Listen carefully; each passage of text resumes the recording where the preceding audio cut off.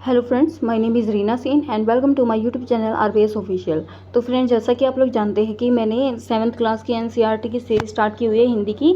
उसमें मैंने आपको 3 चैप्टर कंप्लीट करवा दिए हैं। आज हम करेंगे चैप्टर नंबर 4।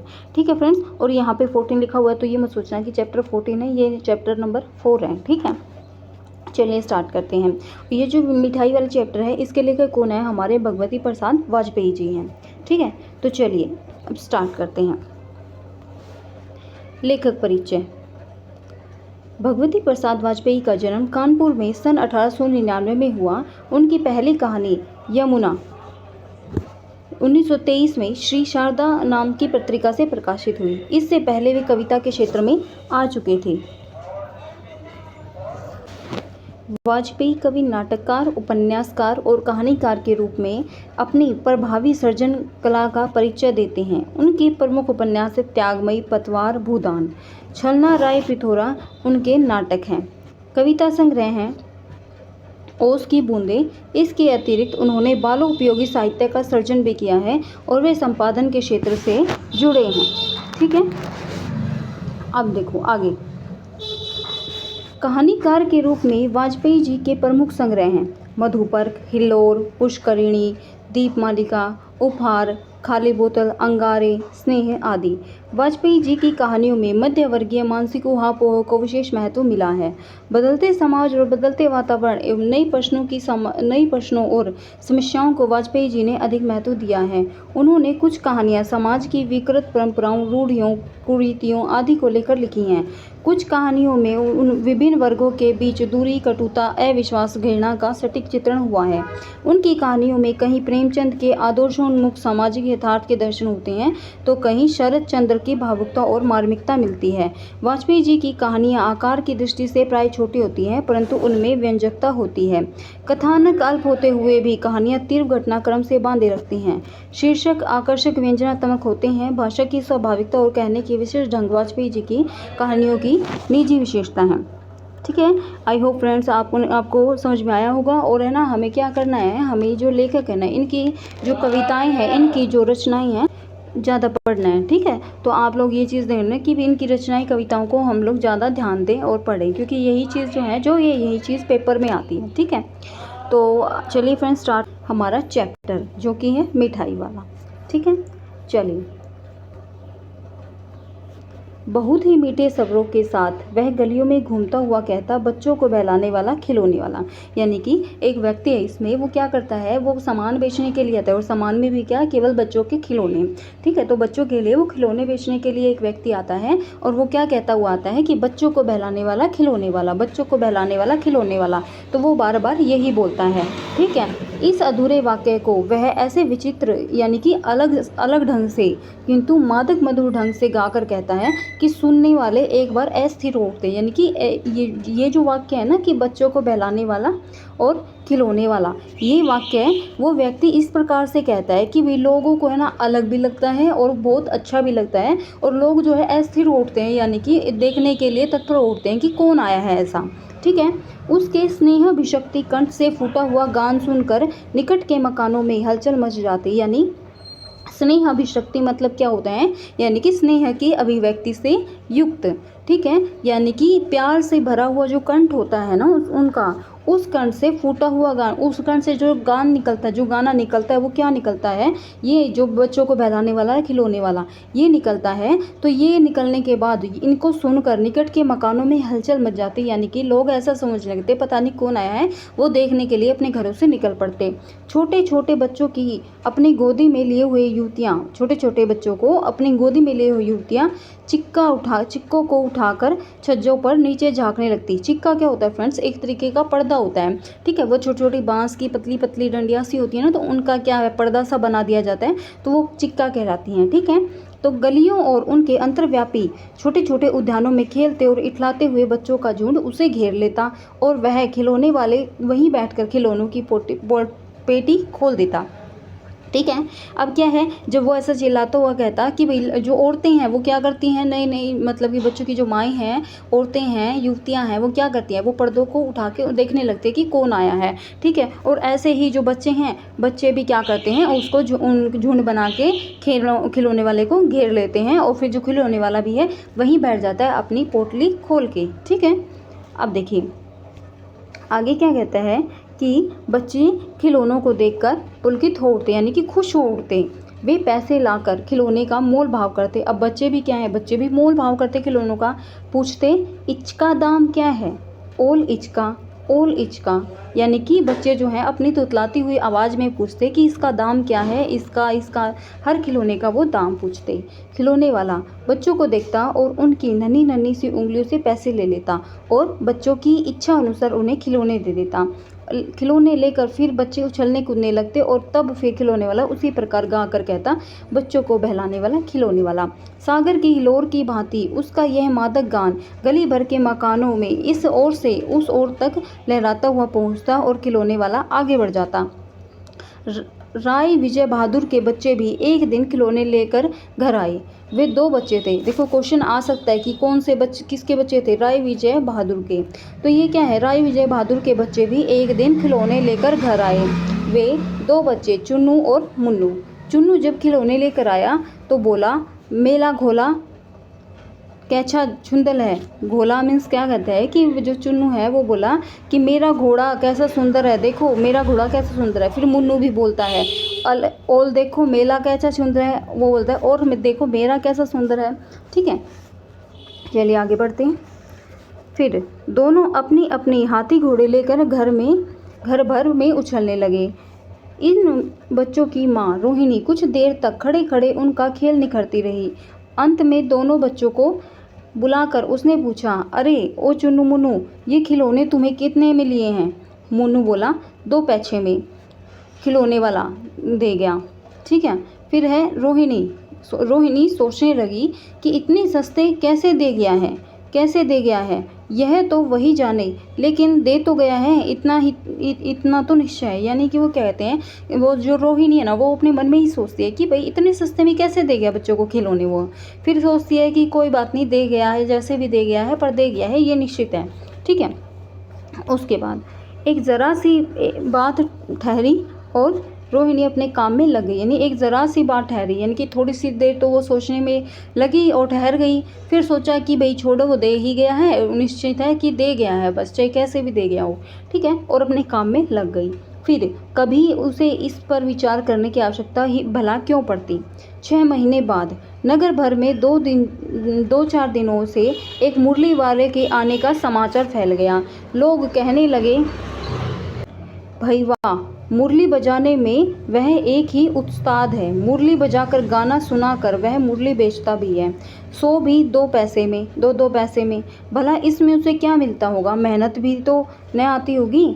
अब देखो आगे, एक व्यक्ति ने पूछ ही लिया। क्या पूछा कि कैसा है वह मुरली वाला? मैंने तो उसे नहीं देखा। उत्तर मिला, उम्र तो उसकी अभी अधिक न होगी, यही 30-32 का होगा। दुबला पतला गोरा युवक, बीकानेरी रंगीन साफा पहनता है, बांधता। साफा मीन्स होता है पगड़ी। ठीक है। वही तो नहीं जो खिलौने बेचा करता था, क्या वह अपने खिलौने भी बेचा करता है? 6 महीने बाद, एक मिनट, हाँ, 6 महीने बाद नगर भर में 2-4 दिनों से एक मुरली वाले के आने का समाचार फैल गया। लोग कहने लगे, भाई वाह, मुरली बजाने में वह एक उस्ताद ही है। मुरली बजाकर गाना सुनाकर वह मुरली बेचता भी है, सो भी 2-2 पैसे में। भला इसमें उसे क्या मिलता होगा, मेहनत भी तो न आती होगी। एक व्यक्ति ने पूछ लिया, कैसा है वह मुरली वाला? मैंने तो उसे नहीं देखा। उत्तर मिला, उम्र के तो उसकी अभी अधिक न होगी, यही 30-32 का होगा। दुबला पतला गोरा युवक, बीकानेरी रंगीन साफा बांधता है। साफा मीन्स क्या होता है फ्रेंड्स? पगड़ी। वही तो नहीं जो पहले खिलौने बेचा करता था, क्या वह पहले खिलौने भी बेचा करता था? अब कोई पूछता है उससे। ठीक है। अब देखो, हाँ, जो आकार प्रकार तुमने बतलाया उसी प्रकार का वह भी था, तो वही होगा। पर भाई है वह एक उस्ताद, प्रतिदिन इसी प्रकार उस मुरली वाले की चर्चा होती। प्रतिदिन नगर की प्रत्येक गली में उसका मादक मृदुल स्वर सुनाई पड़ता। बच्चों को बहलाने वाला मुरलिया वाला। पहले वो खिलौने बेचने आता था तो बच्चों को बहलाने वाला खिलौने वाला ऐसे बोलता था, लेकिन अब वो मुरली बेचने आता है तो बच्चों को बहलाने वाला मुरलिया वाला ऐसे बोलता है। रोहिणी ने भी मुरली वाले का यह स्वर सुना। तुरंत ही उसे खिलौने वाले का स्मरण हो गया, यानी कि खिलौने वाले की याद आ गई। उसने मन ही मन में कहा कि खिलौने वाला भी तो इसी तरह गा गा कर खिलौने बेचा करता था। रोहिणी उठकर अपने पति विजय बाबू के पास गई। ज़रा उसे मुरली वाले को बुलाओ तो चुन्नू मुन्नू के लिए ले लूँ। क्या पता यह फिर इधर आए ना आए, वे भी जान पड़ता है। पार्क में खेलने निकल गए हैं। ठीक है, अब देखो आगे। विजय बाबू एक समाचार पत्र पढ़ रहे थे। उसी तरह उसे लिए हुए वे दरवाजे पर आकर मुरली वाले से बोले, क्यों भाई, किस तरह देते हो मुरली? किसी की टोपी गली में गिर पड़ी थी, मतलब कि किसी की टोपी गली में गिर पड़ी, किसी का जूता पार्क में ही छूट गया और किसी की सोधनी यानी पजामा ही ढीली होकर लटक आई है। इस तरह दौड़ते हाफते, यानी कि बच्चे जो है ना पार्क में खेल रहे थे तो वो दौड़ते हाफते इस तरीके से आए कि किसी की तो टोपी गिर गई, ठीक है, किसी का पजामा ही ढीला हो गया। तो इस तरीके से बच्चे दौड़ते हाफते हुए आए और बच्चों को क्या है झुंड के पास पहुँचे, यानी कि बच्चों का झुंड जो है मुरली वाले के पास आके पहुँच गया। एक स्वर से सब बोल उठे, अम्बी लेंदे मुल्दी, मतलब कि तोतले आवाज़ में बच्चे जो हैं वो बोल रहे हैं कि हम भी लेंगे मुरली, हम भी लेंगे मुरली, हम भी लेंगे मुरली। ठीक है, इस तरीके से मुरली वाला हर्ष यानी कि गदगद हो उठा, खुशी हो उठा। मुरली वाला जो है मन में उसके क्या हो गई, खुशी आई। बोला, सबको देंगे भैया, लेकिन ज़रा रुको, ठहरो, एक एक को देने दो। अभी इतनी जल्दी हम कहीं लौट थोड़ी ना जाएंगे, बेचने ही आए हैं और यही हैं। भी इसी समय पर मेरे पास 1-2 नहीं, पूरी 57, यानी कि और है इस समय पर केवल ये नहीं है कि 1-2 है मेरे पास, बल्कि पूरी 57 है। हाँ बाबूजी, क्या पूछा था आपने, कितने में दी तो वैसे तो 3-3 पैसे के हिसाब से हैं, पर आपको 2-2 पैसे में ही दे दूँगा। विजय बाबू भीतर बाहर दोनों रूपों से मुस्कुराए दिए। मन ही मन कहने लगे, कैसा है, देता तो सबको इसी भाव से है, पर मुझ पर उल्टा एहसान लाद रहा है। फिर बोले तुम लोगों की झूठ बोलने की आदत होती है, देते होंगे सभी को 2-2 पैसे में, पर एहसान का बोझा मेरे ऊपर लाद रहे हो कि भाई आपको दे दिया। ठीक है। मुरली वाला एकदम अप्रतिभ हो उठा और बोला कि आपको क्या पता बाबूजी, इनकी असली लागत क्या है। यह तो ग्राहकों का दस्तूर होता है कि दुकानदार चाहे हानि उठाकर चीज़ क्यों न बेचे, पर ग्राहक यही समझते हैं कि दुकानदार मुझे लूट रहा है। आप भला काहे को विश्वास करेंगे, लेकिन सच पूछिए तो बाबूजी असली दाम 2 ही पैसा है। आप कहीं से 2 पैसे में ये मुरली नहीं पा सकते। मैंने तो पूरी 1000 बनवाई थी, तब मुझे इस भाव में पड़ी हैं। विजय बाबू बोले, अच्छा मुझे ज़्यादा वक्त नहीं, जल्दी से 2 ठो निकाल दो। 2 ठो मतलब कि उनकी भाषा होती है कि भाई 2 मुरलियाँ निकाल दो। 2 मुरलियाँ लेकर विजय बाबू फिर मकान के भीतर पहुंच गई।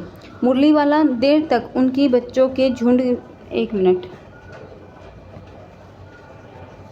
2 मुरलियाँ लेकर विजय बाबू फिर मकान के भीतर पहुंच गए। मुरली वाला देर तक उन बच्चों के झुंड में मुरलियाँ बेचता रहा। उसके पास कई रंग की मुरलियाँ थी।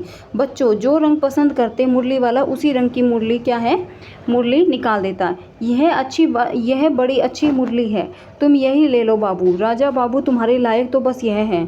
हाँ भैया, तुमको वही देंगे, ये लो। तुमको वैसी चाहिए ना, यह लो, यह नारंगी रंग की। अच्छा वही लो, ले आए पैसे, ये लो, तुम्हारे लिए मैंने सबसे पहले से ही यह निकाल रखी थी।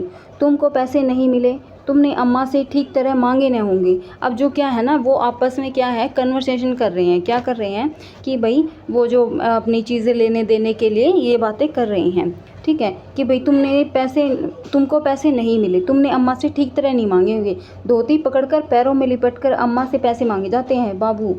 हाँ, फिर जाओ, अब की बार मिल जाएंगे 2 अन्नी। तो क्या हुआ, ये लो पैसे वापस लो। ठीक हो गया ना हिसाब, मिल गए पैसे। देखो मैंने तरकीब बताई। अच्छा अब तो किसी को नहीं लेना है, सब ले चुके। तुम्हारी माँ के पास पैसे नहीं है। अच्छा तुम भी यह ले लो। अच्छा तो अब मैं चलता हूँ। इस तरह मुरली वाला फिर आगे बढ़ गया। ठीक है। उसके बाद देखो, आज अपने मकान में बैठी हुई रोहिणी मुरली वाले की सारी बातें सुनती रही। आज भी उसने अनुभव किया कि बच्चों के साथ इतने प्यार से बातें करने वाला फेरी वाला पहले कभी नहीं आया। फिर वह सौदा भी कैसे सस्ता बेचता है, भला आदमी जान पड़ता है। आज समय की बात है, जो बेचारा इस तरह मारा मारा फिरता है, पेट जो न कराए सो थोड़ा। इस समय मुरली वाले का क्षीण सवाल दूसरी निकट की गली से सुनाई पड़ा, बच्चों को बहलाने वाला मुरलिया वाला। रोहिणी इसे सुनकर मन ही मन कहने लगी, और स्वर कैसा है, मीठा है इसका। बहुत दिनों तक रोहिणी को मुरली वाले की वह मीठा स्वर और उसकी बच्चों के प्रति वे स्नेह शक्ति बातें याद आती रही। महीने के महीने आए और चले गए, फिर मुरली वाला न आया। धीरे धीरे उसकी स्मृति भी क्या हो गई, क्षीण हो गई। 8 मास बाद, यानी कि मास किसको कहते हैं, महीने को। 8 महीने बाद सर्दी के दिन थे। रोहिणी स्नान करके मकान की छत पर चढ़कर आजानुलंबित केश राशि सुखा रही थी। इस समय नीचे की गली में सुनाई पड़ा बच्चों को बहलाने वाला मिठाई वाला, यानी कि अब वो क्या बन के आया है, मिठाई वाला बन के आया है। ठीक है, अब देखो ये जो है ये मिठाई वाला है, ये बच्चे हैं। ठीक है, तो और देखो मैंने आपको बताया था ना चीका, जो कि पर्दा होता है, तो ये चीका है। ठीक है, इस पर्दे से ऐसे देखते हैं, पर्दे को उठा करके, चीका को उठा करके। ठीक है, अब देखो मिठाई वाला, मिठाई वाले का स्वर उसके लिए परिचित था। झट से रोहिणी नीचे उतर आई। उस समय उसके पति मकान में नहीं थे। हाँ, उनकी वृद्धा दादी थी। वृद्धा क्या होती है, बूढ़ी। ठीक है, उनकी वृद्धा दादी थी। रोहिणी उनके निकट आकर बोली, दादी चुन्नू मुन्नू के लिए मिठाई लेनी है, ज़रा कमरे में चलकर ठहराओ। मैं उधर कैसे आऊँ, कोई आता न हो। ज़रा हट कर, मैं भी चिक की ओट में बैठी रहूँगी। चिक बताया ना मैंने कि वो पर्दा होता है जिसको, जो मतलब कि बांस की छोटी छोटी पतली पतली डंडियाँ होती है ना, तो उनसे पर्दा बनाया जाता है, वो चिक कहा जाता है उनको। ठीक है, तो चिक की ओट में यानी चिक की आड़ में बैठी रहूँगी। दादी उठकर कमरे में आकर बोली, ए मिठाई वाले इधर आना। मिठाई वाला निकट आ गया, बोला, कितनी मिठाई दूँ माँ? ये नई तरह की मिठाइयाँ हैं, रंग बिरंगी, कुछ कुछ खट्टी, कुछ कुछ मीठी, जायकेदार, बड़ी देर तक मुंह में टिकती हैं, जल्दी नहीं घुलती। बच्चे बड़े चाव से चूसते हैं। इन गुणों से के सिवाय ये खांसी भी दूर करती हैं। कितनी दूँ? चपटी, गोल, पहलदार गोलियाँ, पैसे की 16 दूँ। फिर है, दादी बोली, 16 तो बहुत कम होती हैं, भला 25 तो देते। फिर मिठाई वाले, नहीं दादी, अधिक नहीं दे सकता, इतना भी देता हूँ, यह अब मैं तुम्हें क्या, खैर मैं अधिक नहीं दे सकूँगा। रोहिणी दादी के पास ही थी, बोली, दादी फिर भी काफ़ी सस्ता दे रहा है, 4 पैसे की ले लो, यह पैसे रहे। मिठाई वाला मिठाइयाँ गिनने लगा, तो 4 की दे दो। अच्छा 25 से नहीं सही, 20 ही दे दो। अरे हाँ, मैं बूढ़ी हुई, मोल भाव अब मुझे ज़्यादा करना आता भी नहीं। कहते हुए दादी के पोपले मुँह से ज़रा सी मुस्कुराहट फूट निकली। रोहिणी ने दादी से कहा, दादी इससे पूछो, तुम इस शहर में और कभी भी आए थे, ये पहली बार आए हो? यहाँ के निवासी तो तुम हो नहीं। दादी ने इस कथन को दोहराने की चेष्टा की ही थी कि मिठाई वाले ने उत्तर दिया, पहली बार नहीं, और अब मैं कई बार आ चुका हूँ। ठीक है, उसके बाद रोहिणी चिक की आड़ से ही बोली, पहले यह मिठाई बेचते हुए आए थे या और कोई चीज़ लेकर? मिठाई वाला हर्ष, संशय और विस्मयादि भावों में डूबकर बोला, इससे पहले मुरली लेकर आया था और उससे भी पहले खिलौने लेकर। रोहिणी का अनुमान ठीक निकला। अब तो वह उससे और भी कुछ बातें पूछने के लिए अस्थिर हो उठी। वह बोली, इन व्यवसाय में भला तुम्हें क्या मिलता होगा? वह बोला, मिलता भला क्या है, यही खाने भर को मिल जाता है, कभी नहीं, कभी ऐसा भी होता है कि भी नहीं भी मिलता, पर हाँ संतोष, धीरज और कभी कभी असीम सुख जरूर मिलता है, और यही मैं चाहता भी हूँ। सो कैसे, वह भी बताओ। अब व्यर्थ उन बातों को चर्चा क्यों करूँ, उन्हें आप जाने ही दें। उन बातों को सुनकर आपको दुख ही होगा। जब इतना बताया है तब और भी बता दो, मैं बहुत उत्सुक हूँ, तुम्हारा हर्जा न होगा। मिठाई मैं और भी ले लूँगी। फिर देखो आगे, अतिशय गंभीरता के साथ मिठाई वाले ने कहा, मैं भी अपने नगर का एक प्रतिष्ठित आदमी था। प्रतिष्ठित मीन्स यानी कि उसके पास भी बहुत सारी चीज़ें थी, पैसा था, मकान था, सब कुछ था। जैसे देखो, मकान, व्यवसायी, गाड़ी घोड़े, नौकर चाकर, सब कुछ था। स्त्री थी, छोटे छोटे दो बच्चे भी थे। मेरा वह सोने का संसार था। बाहर संपत्ति का वैभव था, भीतर सांसारिक सुख था। स्त्री सुंदरी थी, मेरी प्राण थी। बच्चे ऐसे सुंदर थे जैसे सोने के सजीव खिलौने। उनकी अटखेलियों से मारे घर में कोलाहल मचा रहता था। समय की गति, विधाता की लीला, अब कोई नहीं है। दादी, प्राण निकाले नहीं निकले, इसलिए अपने उन बच्चों की खोज में निकला हूँ। वे सब अंत में होंगे तो यहीं कहीं, आखिर कहीं न कहीं तो जन्मे ही होंगे। उस तरह रहता, घुल घुल कर मरता, यानी कि अगर मैं वहीं घर पर ही रहता तो मैं घुट घुट कर मर जाता। इस तरह सुख संतोष के साथ मरूंगा। इस तरह के जीवन में कभी कभी अपने उन बच्चों की एक झलक सी मिल जाती है। ऐसा जान पड़ता है कि जैसे वे इन्हीं में उछल उछल कर हंस खेल रहे हैं। पैसों की कमी थोड़े ही है, आपकी दया से पैसे तो काफ़ी हैं। जो नहीं है इस तरह उसी को पा जाता हूँ, यानी कि पैसे तो उनके पास काफ़ी हैं, लेकिन जो चीज़ नहीं है ना, वो इस तरीके से मिठाई बांट के बच्चों की खुशियों को देख करके वो पा जाता है। रोहिणी ने अब मिठाई वाले की ओर देखा और उसकी आंखें जो है आंसुओं से तर थी। इसी समय चुन्नू मुन्नू आ गए। रोहिणी से लिपट कर उसका आंचल पकड़कर बोले, अम्मा मिठाई मुझसे लो। यह कहकर तत्काल कागज की 2 पुड़ियाँ मिठाइयों से भरी मिठाई वाले ने चुन्नू मुन्नी को दे दी। फिर रोहिणी ने भीतर से पैसे फेंक दिए। मिठाई वाले ने पेटी उठाई और कहा, अब इस बार ये पैसे न लूँगा। दादी बोली, अरे अरे न, अपने पैसे ले जा भाई। तब तक आगे फिर सुनाई पड़ा उसी प्रकार मादक मृदुल स्वर में बच्चों को बहलाने वाला मिठाई वाला। तो फ्रेंड्स, यहाँ पे आपका चैप्टर जो है फिनिश होता है। ये भगवती प्रसाद वाजपेयी जी का है। ठीक है, पहले आप क्वेश्चन आंसर करके देखिएगा, नहीं आएंगे तो मैं करवाऊंगी। ठीक है, अब ये बताना कि वीडियो कैसी लगी है। अगर वीडियो अच्छी लगी है तो कमेंट कीजिएगा और लाइक कीजिएगा। अगर ऐसी ही वीडियो आपको चाहिए है तो चैनल को सब्सक्राइब कीजिएगा। ठीक है, और अपने दोस्तों के पास शेयर भी कीजिएगा। Thank you friends.